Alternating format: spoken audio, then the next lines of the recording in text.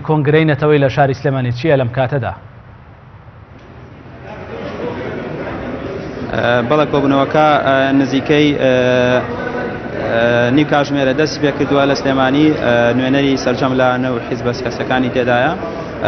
لێرەدا کۆبوونەوەکە دەستی پێ کردووە و ئەم کۆنگرەیە ماوەی 2 ڕۆژ دەخایەنێت کە سەرجەم حیزب و لایەنە سیاسیەکان بۆیان هەیە کە لە کۆنگرەکەدا قسەی خۆیان هەبێت هەر لایەنێکی سیاسی بۆی هەیە نزیکەی 10 خولەک قسە بکە لە کۆبوونەوەکەیە. ئێستا نزیکەی وەکو ئاماژەم پێکرد تقریبان نیو کاتژمێرە کۆبوونەوەکە دەستی پێ کردووە باز لە گیری گرفتە سیاسیەکانی دۆخی کوردستان هەروەها گەیشتن با دەرەنجامێ بۆ کێشەی دۆزی کورد لە هەر چوار پارچەی کوردستان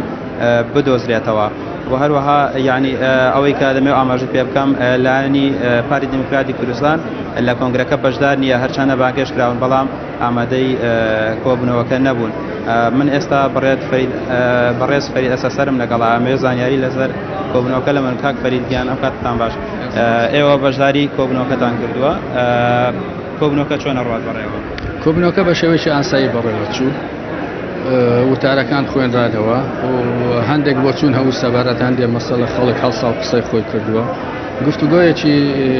تێر و تەسەل و دۆستانە و برایانە ئەنجام درراوە هیچ کێشەیەک لەم بارەوە نییە. کاک فەرید لە ئێستادا بڵێن دۆخی سیاسی هەرێمی کوردستان بە قۆناغێکی ناسکدا تێپەڕێ مەسەلەی ریفراندۆم پرسێکەکە قسە و باسی زۆری لەسەر دەکرێت چەند لایەنێکیش ماون کە تا ئێستا خۆیان یەکلایی نەکردوەوە یەکێ لەوانێکی یەکێتی نیشتیمانی کوردستانە کە بۆ کۆمیتەکە خۆی یەکلایی نەکردوێتەوە ینی دوا بۆ چوون یەکێتی نیشتیمانی کوردستان لەسەر پرسی ریفراندۆم چییە؟ پێتان وایە یانی ئەم کاتی ئێستا گونجاوە بۆ مەسەلەی پرسی ریفراندۆم؟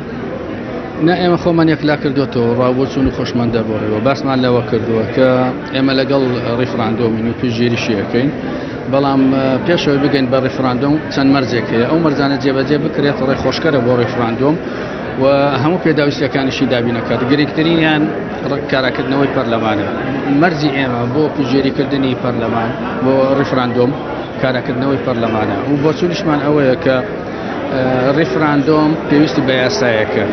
ئەو یاسایش ئەبێت پەرلەمان دەری بکات بەڵام پەرلەمان بەبێ کاراکردنەوە بە دڵنیاییەوە ناتوانێت ئەرکەکە جێبەجێ بکات لەبەرەوە هەرێ بگەڕێنەوە سەر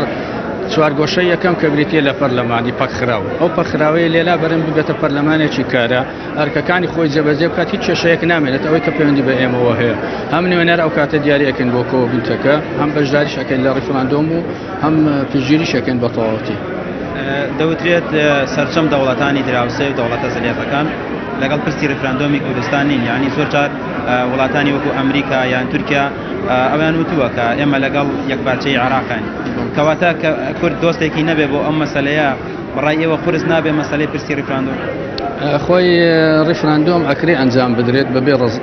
بەبێ ڕەزامەندی لایەنەکان ئەگەر وەکو شتێکی ئیزرایی ئەنجامی بێت یعنی کە بریتە لە پێکەنانی کۆمیتەیەک لە دەرکردنی یاسایەک ئامادەکردنی پرسیارێک خەڵک وەکو چۆن ئەچێ بۆ هەڵبژاردن بچێت بۆ ریفراندۆم ئەمە لە ڕووی ئیزرائیلەوە هیچ کێشەیەکی نییە بەڵام لە ڕووی کاریگەری سیاسی و قانونی بە دڵنیاییەوە ڕەنگە ئەگەر لایەنەکان پێشگیری نەکەن ئەمە وەکەوەی 2005 دەبێت 2005 شتێکی وا بوو بە شێوەیەکی نافەرمی بوو ئەو کاتە لایەنەکان ئەنجامەکان هەرچیەک بێت ڕەتەکەنەوە ئەڵێن ئێمە دانی پێدانانین بەڵام وەکو ئەنجامدان هیچ کێشەیەکی نیە هەرەکرێت ئەنجام بدرێت. ئەم نزیکانە بەڕێز مامجەلال سەردانێکی ئێرانی کرد خۆتان ئاگادارن ئەم سەردانە سیاسی بووە و چی تێدا باس کراوە بەڕێز مامجەلال یعنی هیچ پرۆژێکی سیاسی هەبووە لەگەڵ دەوڵەتی ئێران لەسەر بانگێشتی ئێران بووە یا لەسەر ویستی خۆی چوو؟ من ئەو کاتێک کە ئەم سەفەرە بوو من لێرە نەبووم لەبەر وردەکاریەکان نازانم بەڵام بە دڵنیایەوە مامجەلال سەرکۆماری پێشووی عێراق و ئێستاش سکرتێری گشتی یەکێتی نیشتیمانی کوردستانە و کەساتێکی ناوداری ناوچەکە و جیهانە من پێم وانە ئەگەر بۆ عیلاجش بچێتە هەر وڵاتێک کە لێپسراوەکان ئەبینێت هەر ئەچێت. بەڵێ زۆر سپاس بۆ پەیامنەرمان ڕامێر عوسمان کە لە کۆبوونەوەی ڕاوێژی کۆنگرەی نەتەوەی لە شاری سلێمانی لەگەڵ مابووی.